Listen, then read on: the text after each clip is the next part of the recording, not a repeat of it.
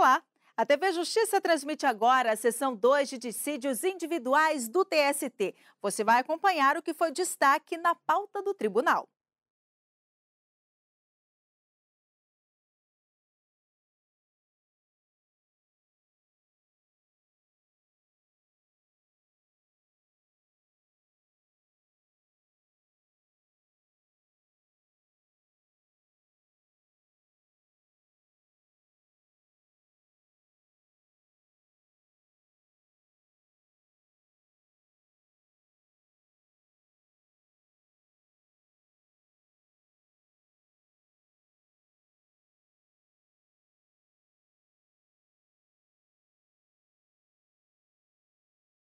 Podemos sentar.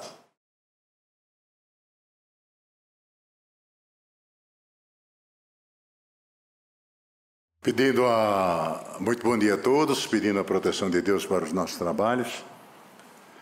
Eu declaro aberta a sessão da SDI 2, cumprimentando os senhores ministros e ministras, a doutora Andréa Ripoli, subprocuradora-geral do Trabalho, senhores advogados, funcionários. Vamos então iniciar dando preferência, dando início ao pregão dos processos, sobretudo aqueles que estão no rol de preferências. Pode iniciar. Relator excelentíssimo senhor ministro Alberto Bresciani, processo RO 578, dígito 75 de 2015, em que são partes Banco Bradesco S.A. e Igor Ferreira Monteiro. Muito bem, com a palavra o ministro Alberto Bresciani.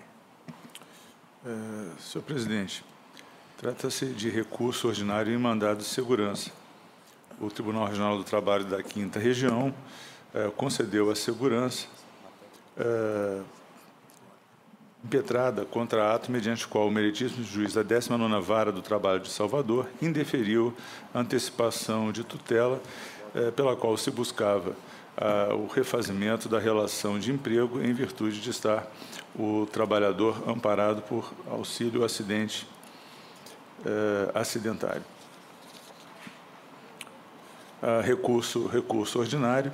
Na hipótese dos autos, a decisão que indeferiu a antecipação de tutela reconhece a concessão de auxílio doença acidentário requerido ainda no curso do aviso prévio, mas pontua que as decisões que determinam a reintegração de emprego têm natureza de obrigação de fazer, não admitindo, via de regra, execução provisória, somente sendo viável a concessão de tutela antecipada nas hipóteses dos incisos 9 e 10 do artigo 659 da CLT.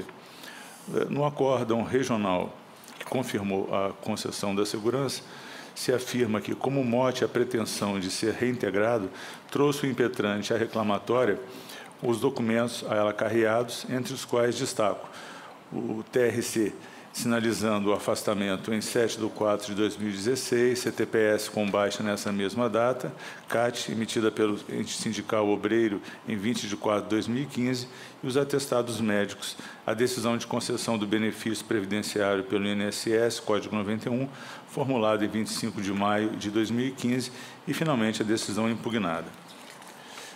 Nesta linha, senhor presidente, senhoras ministras e ministros, vejo configurada a plausibilidade suficiente a concessão da segurança e a antecipação de tutela, conforme procedeu o regional, conforme precedentes também desta subseção.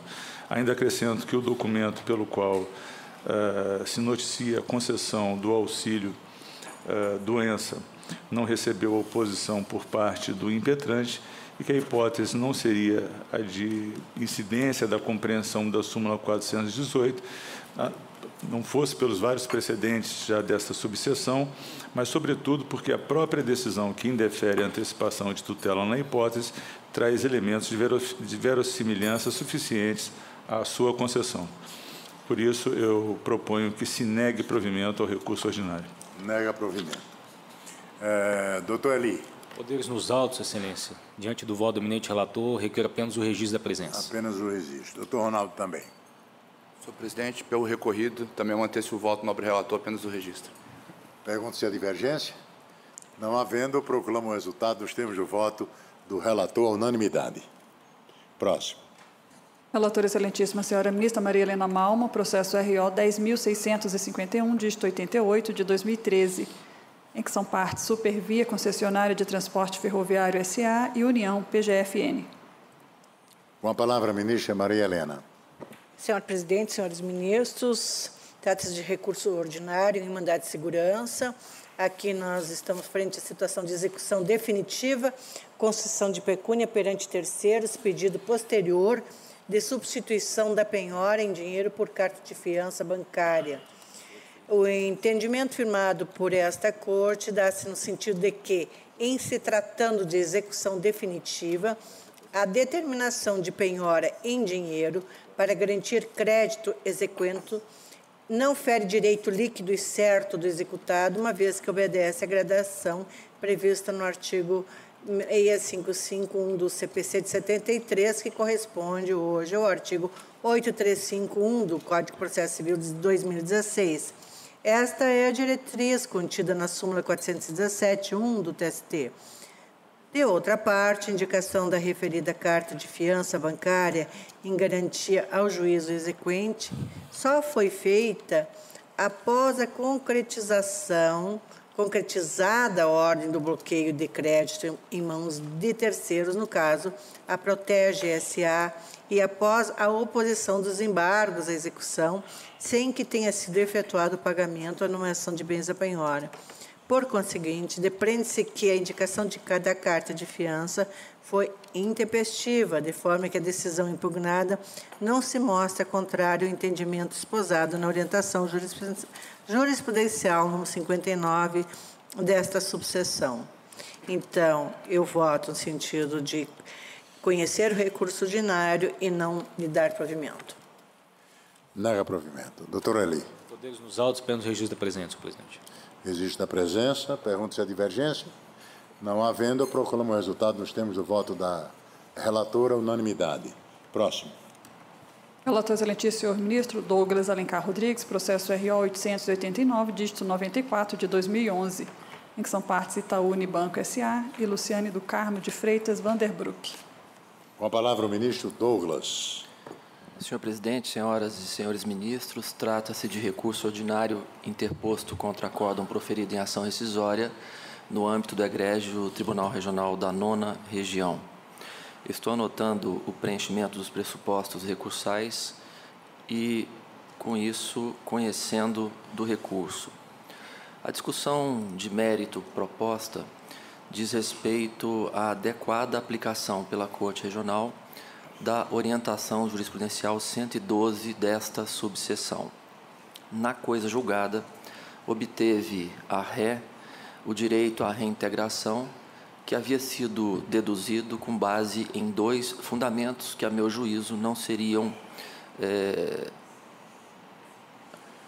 vinculados a um pedido único. Na verdade, havia 2 pedidos de reintegração com base em causas de pedir independentes e autônomas. A primeira, centrada na circunstância de que a dispensa fora processada enquanto submetida a trabalhadora a tratamento de doença ocupacional, e a segunda, vinculada ao fato de que a dispensa fora procedida sem motivo, quando a empregada havia sido contratada pelo Banco do Estado do Paraná, Sociedade de Economia Mista, que fora sucedida pelo Banco Itaú, ora recorrente. Na presente rescisória, o Banco Itaú busca desconstituir a coisa julgada apenas em relação ao segundo fundamento, ao pedido de reintegração vinculado à inexistência de motivação idônea a legitimar a dissolução do contrato. E a situação ela é curiosa, mas me parece que a orientação 112 é inaplicável à hipótese presente, haja vista que os fundamentos oferecidos produzem consequências distintas. A nulidade da dispensa e a ordem de reintegração fundada na circunstância de que o contrato fora rescindido quando submetida a trabalhadora à licença médica, ela produz efeitos limitados no tempo. É possível que hoje a garantia provisória assegurada com base no artigo 118 da Lei 8.213 já se tenha esvaído. E é por isso que, diferentemente do que compreendeu a Corte de origem, me parece perfeitamente delineado o interesse jurídico, a pertinência da pretensão voltada ao enfrentamento do segundo fundamento, que teria consagrado um direito absoluto à permanência no emprego. Estou votando com essas considerações no sentido de reconhecer má aplicação da óbice da orientação jurisprudencial 112 e provendo, em consequência, o recurso com a determinação de retorno dos autos à Corte de origem para que prossiga no exame da pretensão como entender de direito. É esse o meu voto, senhor presidente. Doutor Ali. Presidente, poderes nos autos, sendo mantido o voto do eminente relator, no momento eu requero apenas o registro da presença. Pois não. Existe a presença de Sua Excelência. Tem alguma divergência? Não havendo, proclamo o resultado nos termos do voto do relator à unanimidade. Próximo. Assim. Muito bem. Relator excelentíssimo senhor ministro Alberto Bresciani, processo RO 137, dígito 36 de 2014, em que são partes Banco do Brasil S.A. e Sindicato dos Empregados em Estabelecimentos Bancários de Brusque. Com a palavra, o ministro Alberto Bresciani. Senhor presidente, a decisão, há uma plenária de nulidade do acordo recorrido por negativa de prestação jurisdicional que eu rejeito. No mérito, o que se discute é a forma de cálculo do terço constitucional incidente sobre o abono de férias. A Corte de origem entendeu que, além do terço incidente sobre 30 dias, haveria ainda a obrigação, o cabimento de pagamento do mesmo terço sobre o abono de férias.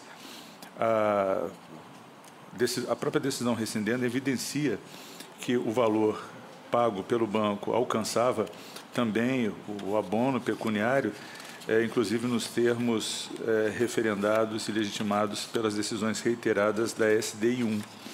Por isso, atendida a imposição constitucional de pagamento do terço sobre o total das férias, assim alcançado, obviamente, o abono, a proposta segue no sentido de conhecer do recurso ordinário, no mérito, dar-lhe provimento, para dar provimento ao recurso ordinário do autor, para julgar procedente a ação rescisória, com base no artigo 485.5 do CPC, por violação do artigo 7º, 27 da Constituição Federal, desconstituindo em juízo rescindente o acórdão prolatado em sede de recurso ordinário, nos autos da reclamação trabalhista, e, em juízo rescisório, proferir novo julgamento para negar provimento ao recurso ordinário interposto pelos reclamantes, mantendo a sentença pela qual julgada improcedente a reclamação trabalhista, invertidos os ônus da sucumbência com sectários legais.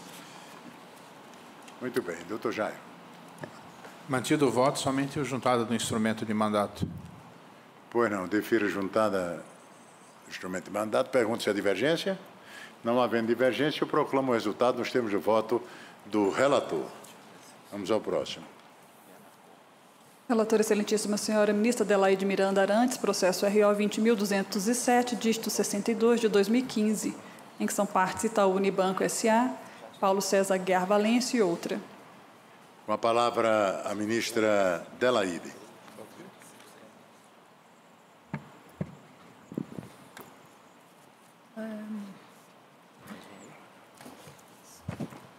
Senhor presidente,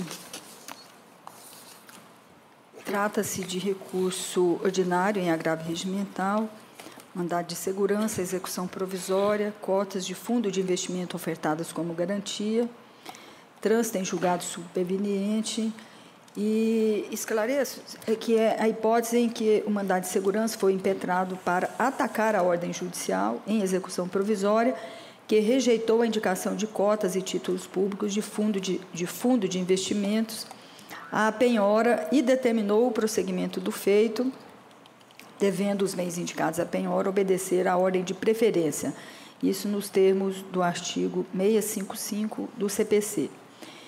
E constatada a superveniência do trânsito em julgado da ação trabalhista originária, o que se verifica é que a execução não é mais provisória e sim definitiva, constatando, assim, a ausência de interesse jurídico a ser tutelado em face da perda do objeto. Eu trago precedentes no meu voto e conheço do recurso ordinário e, no mérito, nego-lhe provimento. E nega provimento. Doutor Eli. Apenas o registro da presença, senhor presidente. Apenas o registro, indago se há divergência. Não havendo, eu proclamo o resultado dos termos de voto da relatora, unanimidade. Próximo. Relator excelentíssimo, senhor ministro Douglas Alencar Rodrigues, processo RO 5.065, dígito 14 de 2014, em que são partes Wilson Massauara e HSBC Banco Brasil S.A., Banco Múltiplo. Com a palavra o ministro Douglas Alencar Rodrigues. Pois não, presidente. Recurso ordinário em ação rescisória, originário também da egrégia 9ª Região. A Corte Regional indeferiu ao autor a gratuidade da Justiça e, com isso, após considerar que o depósito prévio não for efetuado, extinguiu o processo sem resolução do mérito.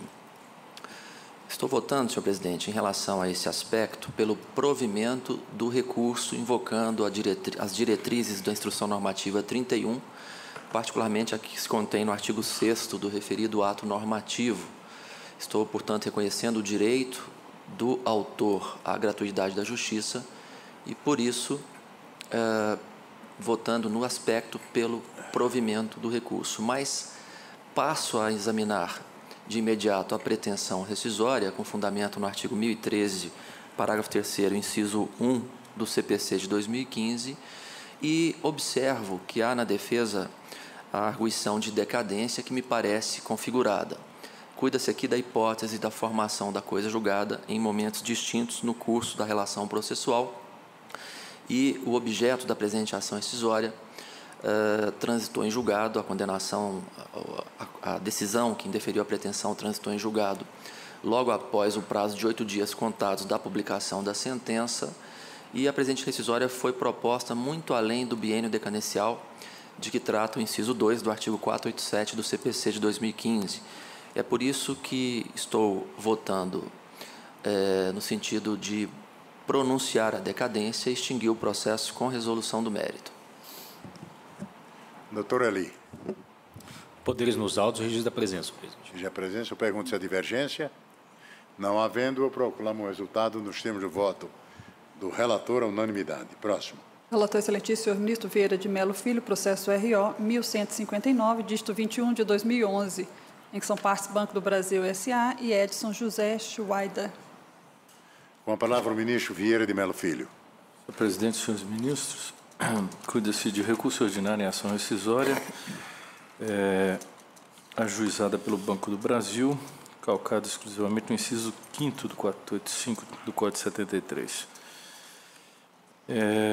O tribunal, por meio do acórdão, julgou improcedente o pleito rescisório, com fundamento na súmula 410.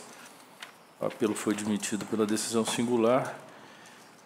Há uma preliminar suscitada em contra-razões de não conhecimento do recurso, com óbice nas súmulas 83, 192, 298 e 410. Eu aqui estou rejeitando, salientando que a nossa OJ 78 admite ajuizamento de uma única ação rescisória, contendo mais de um pedido em ordem sucessiva, daí porque se afasta a súmula 192, 3. E quanto às demais articulações, refere-se ao próprio mérito. O primeiro tema diz respeito ao dano material, pensionamento, valor, razoabilidade, violação de dispositivo de lei. O acórdão rescindendo consignou que o reclamante apresentava incapacidade laborativa total por tempo indeterminado e que o juízo de origem fixara a indenização em valor mensal correspondente a 100% da maior remuneração paga no mês que antecedeu o seu afastamento, sem tecer qualquer consideração acerca da razoabilidade ou da proporcionalidade da pensão fixada, inexistindo alusão ao conteúdo dos artigos 5º, 5 da Constituição Federal e 944 do Código Civil, invocados na presente rescisória. A meu juízo, fica inviabilizada a configuração de ofensa à sua literalidade. Óbice da súmula 298, 1 e 2 do TST. Pensionamento, julgamento ultrapetita, violação do dispositivo de lei. Embora a exigência de pronunciamento sobre o teor ou conteúdo dos dispositivos apontados como violados não seja absoluta, admitindo-se a análise da violação quando o vício nasce na própria decisão, essa não é a hipótese dos autos. Se o vício não nasceu no acórdão rescindendo, não há como entender pela violação dos artigos 128 e 460 do CPC de 73. incidência também da súmula 298 e 2. Pensionamento, benefício previdenciário, cumulação, violação de dispositivo de lei. Um mesmo fato jurídico, incapacidade para o trabalho, pode gerar consequências de natureza civil, responsabilidade civil do empregador quando comprovados seus requisitos, e de natureza previdenciária, auxílio-doença e aposentadoria por invalidez, quando presentes requisitos legais para sua percepção, sem que haja nenhuma incompatibilidade ou exclusão entre eles.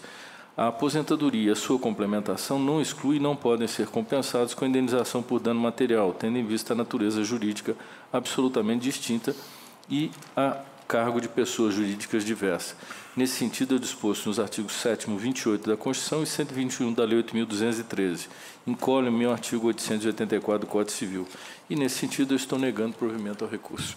Nega provimento. Doutor Jairo. Somente a juntada do instrumento de mandato. Devira juntada e indago-se a divergência. Não havendo, eu proclamo o resultado nos termos do voto do eminente relator, a unanimidade. Próximo.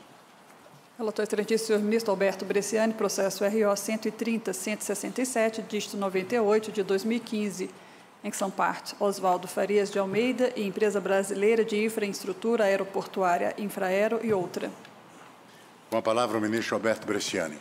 Senhor presidente, senhoras ministras e ministros, trata-se de recurso ordinário manejado pelo litisconsorte passivo contra a decisão do 13º Regional, que concedeu segurança em mandado de segurança impetrado, buscando cassar decisão da terceira vara de João Pessoa, pela qual se determinava o prosseguimento da execução em face da impetrante, Infraero, inclusive com a liberação de depósito recursal e outras providências executivas. No caso dos autos, a segurança foi concedida porque, ainda em setembro de 2014, transitou em julgado decisão em reclamação constitucional proferida pelo Supremo Tribunal Federal, que afastava a responsabilidade subsidiária da Infraero. A reclamação foi oposta à sentença. Certamente por defeito de comunicação, o processo prosseguiu e, no âmbito do Tribunal Superior do Trabalho, foi proferida decisão em maio de 2015, portanto, após o trânsito em julgado da decisão em reclamação constitucional, mantendo a responsabilidade subsidiária. A Corte de Origem entendeu corretamente pela prevalência da decisão proferida em reclamação constitucional e, por isso, a proposta no sentido de negar provimento ao recurso ordinário. Nega provimento. A decisão é favorável, não é? Sim, sim. Apenas o registro. Apenas o registro. A Infraero gostaria de congratular a ministra Adelaide, oriunda da cidade de Goiânia, onde a Infraero tem o seu aeroporto lá e tenta cada dia melhorar o instrumento público, e é nesse sentido, Excelência. Eu pergunto se há divergência. Só uma ponderação, Excelência. O voto, Sua Excelência, o ministro Bresciani, como é de costume, ele exaure e juridicamente escorreito. E se eventualmente, embora com trânsito em julgado não caiba reclamação constitucional, o fato é que ela foi deferida. Se o juiz da execução não a cumpre, sofreria nova reclamação constitucional. E se acaso nós pudéssemos prover, nós é que sofreríamos uma reclamação constitucional. Então, o voto de Sua Excelência não merece nenhum reparo, só os elogios de sempre. Acompanhe. Obrigado. Elogios dado, inclusive o ministro Leverran, que fala pela turma, pela sessão, ministro Bresciani. Então, eu proclamo o resultado nos termos do voto do eminente relator. Vamos ao próximo. Relator, excelentíssimo senhor ministro Alberto Bresciani, processo RO 327, dígito 27 de 2013, em que são partes ALL, América Latina Logística Malha Norte S.A. e Sindicato dos Trabalhadores, Empresas de Transporte Terrestre e Rondonópolis e Região. Com a palavra o ministro Alberto Bresciani. Senhor presidente, trata-se de recurso ordinário oposto à decisão que julgou improcedente a ação rescisória ajuizada pela parte, pretendendo desconstituir acórdão proferido nos autos de ação civil pública. Na hipótese, muito resumidamente, a decisão regional, as decisões regionais, tanto no processo matriz como na ação rescisória, estão transcritas ao exame de Vossa Excelência, põe-se em foco na ação civil pública, e assim sustentava o Ministério Público do Trabalho, e assim disse o regional. O autor sustentou na petição inicial, no que foi endossado pelo Ministério Público do Trabalho, que os motoristas que precisam carregar e descarregar suas cargas nos terminais mantidos pela Ré em Alto Araguaia e Alto Taquari eram submetidos a condições de trabalho degradantes, na medida em que, após longas horas ao volante de seus caminhões, eram submetidos a demasiado tempo de permanência nas filas, faltando-lhes água potável, banheiro limpo e com instalações adequadas e suficientes à realização de suas necessidades fisiológicas e de higiene, ficando expostos à poeira excessiva e lama, bem como ao sol e chuva, à míngua de um espaço coberto, onde pudessem abrigar-se, acrescendo ainda postar-se a ré em afronta à prática sindical, na medida em que, no dia 16 de agosto de 2010, não respeitou a livre manifestação da categoria profissional, impedindo os diretores sindicais de permanecerem nos terminais, danificando faixas alusivas ao movimento e utilizando-se de segurança privada e armada com arma de choque para intimidar os motoristas. Na ação rescisória, o que se questiona é a competência da Justiça do Trabalho. No acórdão principal, não houve manifestação, no processo matriz, não houve manifestação com este aspecto, mas provocada pela parte, a Corte, em embargos de declaração, afirmou esta competência. Por isso, vejo a matéria suficientemente objetivada pela decisão rescindenda. No caso dos autos, efetivamente, não se põe em foco relação de emprego, mas relação de trabalho, conforme protege o artigo 114 da Constituição Federal, no que diz respeito à competência da Justiça do Trabalho. E aqui, muito rapidamente, eu afasto a exceção possível, que seria a de relação consumerista, na hipótese, no caso, não se contrapõe cliente e profissional autônomo, de modo que o primeiro estivesse em desvantagem contratual, e esta Corte, em diversas decisões no âmbito das turmas e mesmo no âmbito desta SDI 2, já apreciou hipóteses em que não se questionava relação de emprego exatamente.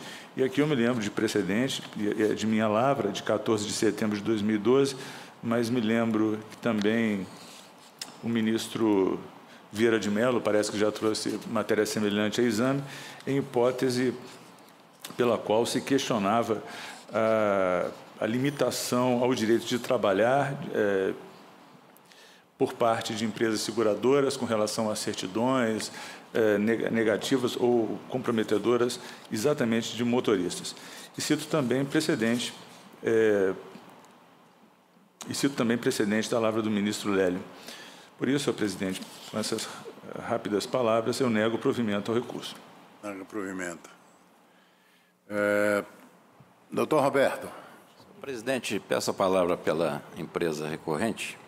Vossa Excelência tem um prazo regimental. A matéria, como bem posta por Sua Excelência, ministro relator, trata de discussão apenas da competência dessa justiça especializada com relação a transportadores autônomos de carga da safra do Mato Grosso para 2 portos secos da empresa ALL, que é uma transportadora ferroviária de conhecimento notório e público. O que se põe já se afastou a relação de emprego, que não existe de forma alguma, mas também não existe relação de trabalho. Eles não são... A ALL não toma serviço desses transportadores, não é tomadora de serviço. Eles são autônomos e transportam carga dos fazendeiros da região para o Porto Seco. Se a ação existe, possivelmente exista, para discutir essas questões colocadas, não seria na Justiça do Trabalho. O Supremo Tribunal vem decidindo dessa forma, que a competência desta Corte se limita à relação de emprego ou, quando muito, de trabalho. Na hipótese de vertente, como todas as vênias, não existe sequer relação de trabalho. A situação, inclusive, não acontece somente dentro do estabelecimento da empresa, e sim na rodovia que dá acesso ao Porto Seco. Questão adstrita ao Estado do Mato Grosso e ao Ministério Público Estadual, jamais, com todas as vênias, desta Igreja Corte.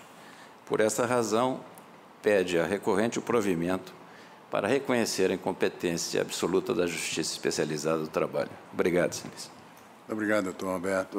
Ministro Bresciani. Senhor presidente, a situação é exatamente essa, como o doutor Roberto sintetiza na tribuna, e me parece apenas que quando se cuida de condições de saúde, higiene e segurança do trabalho, ainda que não se trate de relação de emprego estrito sensu, subsiste a competência da Justiça do Trabalho, inclusive o interesse de atuação do Ministério Público do Trabalho. Por isso eu mantenho o voto. Mantenho o voto. Eu pergunto se há divergência. Não havendo, eu proclamo o resultado nos termos de voto do relator. Próximo. Relator excelentíssimo senhor ministro Alberto Bresciani, processo RO 21.799, dígito 44, de 2015, em que são partes Banco do Estado do Rio Grande do Sul S.A. e a Federação dos Trabalhadores e Trabalhadoras em Instituições Financeiras do Rio Grande do Sul. Com a palavra o ministro Alberto Bresciani. Presidente, o caso é um caso interessante. A FETRAF RS ajuizou a ação civil pública, postulando ver assegurado direito de greve. Em antecipação de tutela, assegurou-se à FETRAF uma série de possibilidades que estão transcritas ao exame de vozes excelências. Posteriormente, noticiando que houve no interior do Rio Grande do Sul obstáculo à movimentação de pessoas e trabalhadores na agência local, o impetrante veio buscar, então, providência jurisdicional que assegurasse o exercício dessas possibilidades. O Tribunal Regional do Trabalho concedeu a segurança e... Não,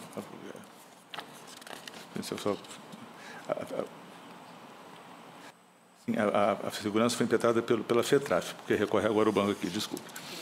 O regional concedeu a segurança à FETRAF depois da oposição de interdito proibitório por parte de banco. É isso, esse interdito proibitório intermediando as providências.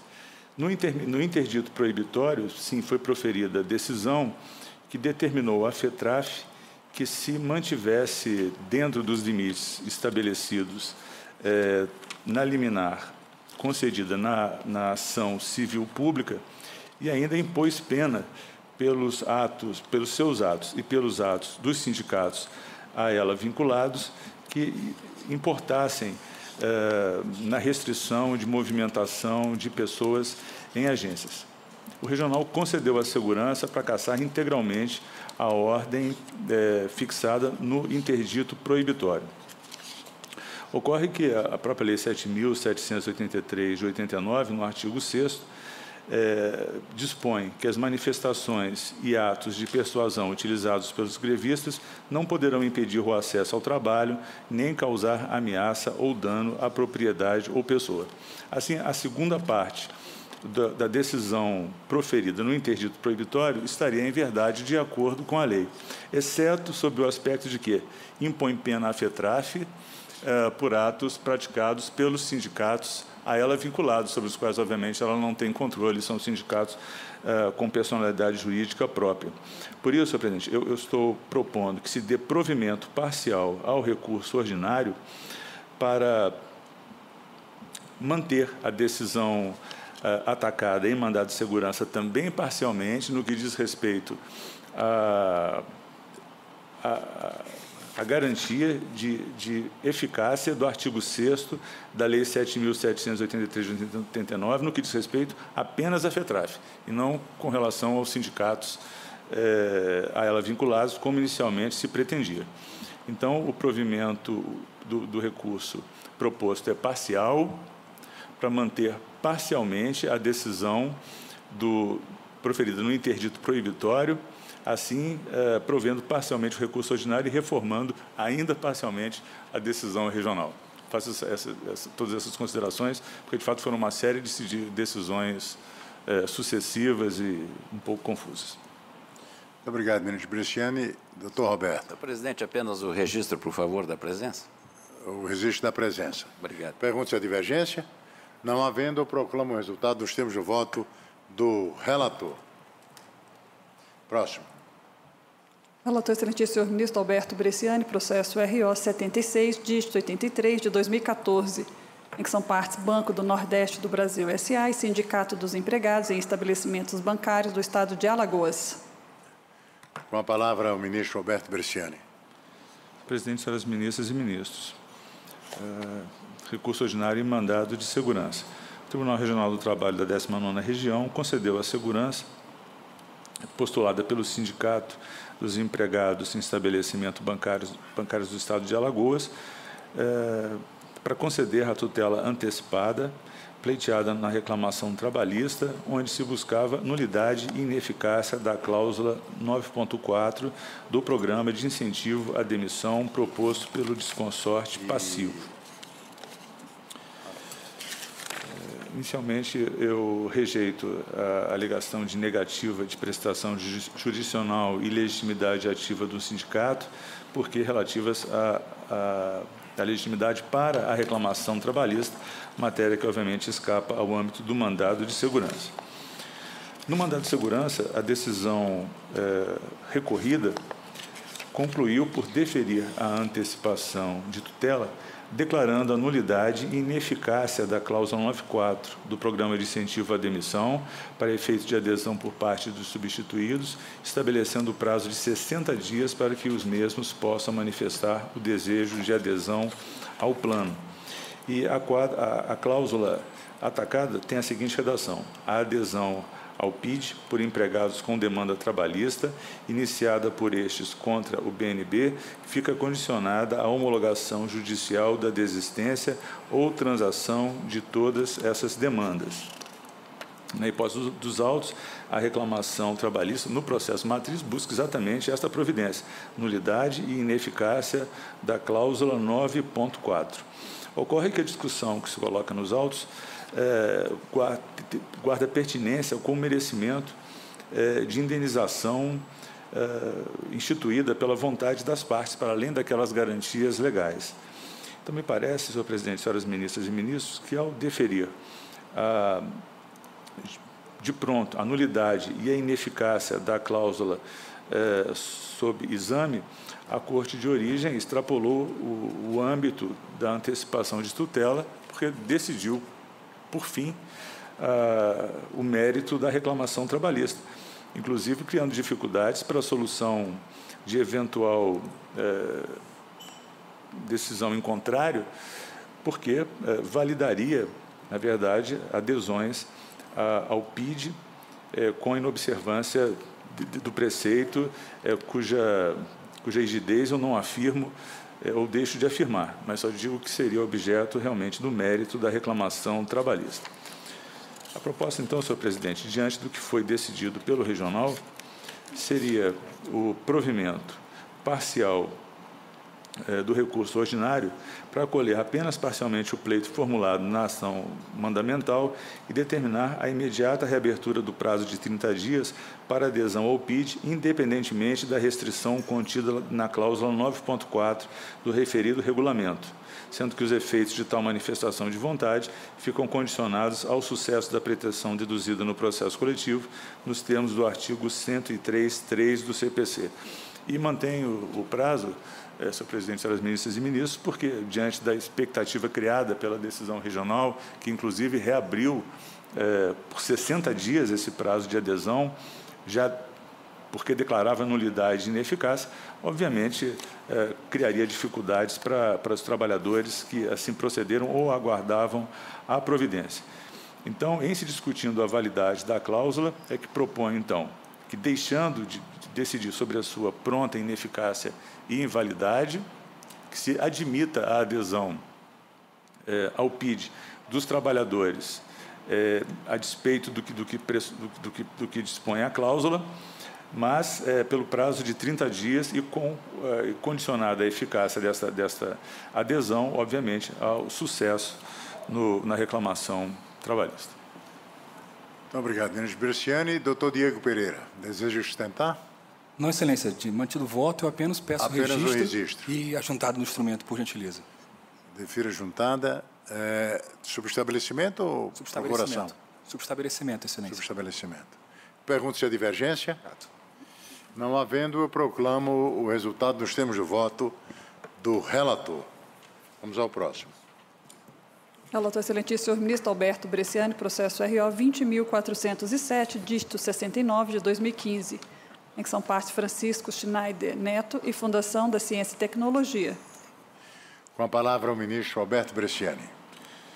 Senhor presidente, senhoras ministras e ministros, a Fundação de Ciência e Tecnologia ajuizou a ação rescisória com fundamento no artigo 485.5, pretendendo rescindir acórdão prolotado nos autos da reclamação trabalhista número 6 de 88, originário da 21ª Vara do Trabalho de Porto Alegre. O Egrégio Tribunal Regional do Trabalho da 4ª Região, por meio do acórdão de folhas 480 e 491, julgou procedente o pedido de rescisão do acórdão proferido e, em juízo rescisório, absolveu a autora da condenação imposta naquela decisão. No caso dos autos, cuida-se de vantagem criada por lei estadual dirigida ao Poder Executivo e suas autarquias. A recorrida na hipótese é fundação estadual regida pelo direito privado. Quando proferida a decisão objeto da ação rescisória, já for editada a súmula 55 do TRT da 4ª Região, que afastava o merecimento da vantagem por parte dos servidores vinculados à fundação ora recorrida. Então, me parece que, com a matéria tem âmbito estadual e já fora decidida pelo regional, para tanto competente, já não subsistia controvérsia possível de lembrança da súmula 83.1 desta Corte.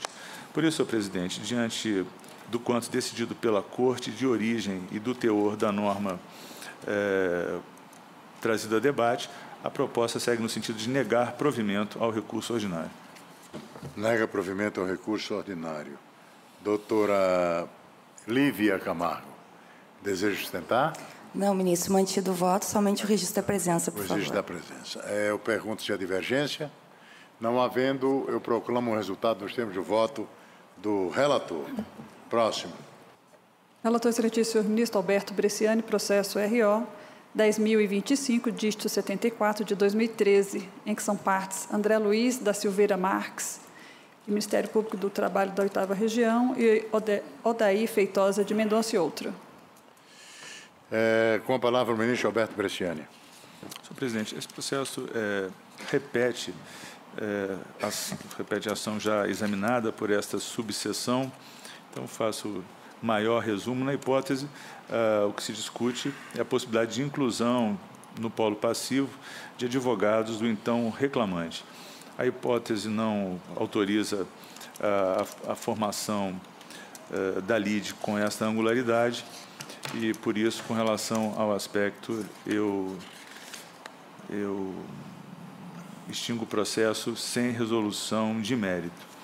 No que diz respeito ao recurso do Ministério Público, guarda pertinência com a litigância de má-fé, mas com o resultado antes proposto, o apelo está prejudicado.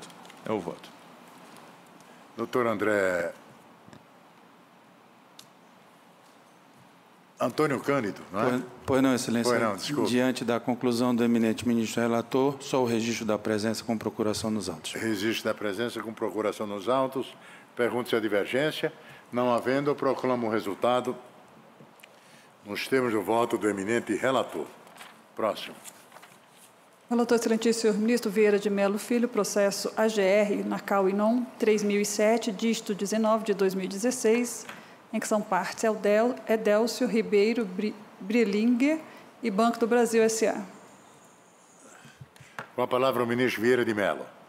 Senhor presidente, senhores ministros, O Banco do Brasil ajuizou cautelar inominada com o objetivo de obter suspensão de execução que se processa em reclamação trabalhista na primeira vara de Florianópolis até o julgamento definitivo da rescisória, da qual é incidental aduzir o requerente no acordo incidendo que a quinta turma do Tribunal Superior do Trabalho, ao não conhecer do recurso revisto por violação do 7º da Constituição, manteve o entendimento de que a adesão do empregado ao plano de demissão voluntária do Banco do Estado de Santa Catarina não conduz à quitação geral das parcelas oriundas do extinto contrato de trabalho e importa a violação literal do respectivo dispositivo.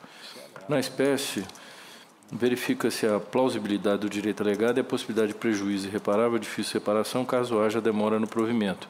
Infere-se em exame precário a possibilidade de ter incidido o juízo, rescindendo na violação do artigo 7º, inciso 26 da Constituição, em face da orientação do Supremo Tribunal Federal. Na análise da cautelar inominada, registra ainda a existência de garantia do juízo e o julgamento pela improcedência dos embargos de execução a ensejar a iminente possibilidade de liberação dos respectivos valores.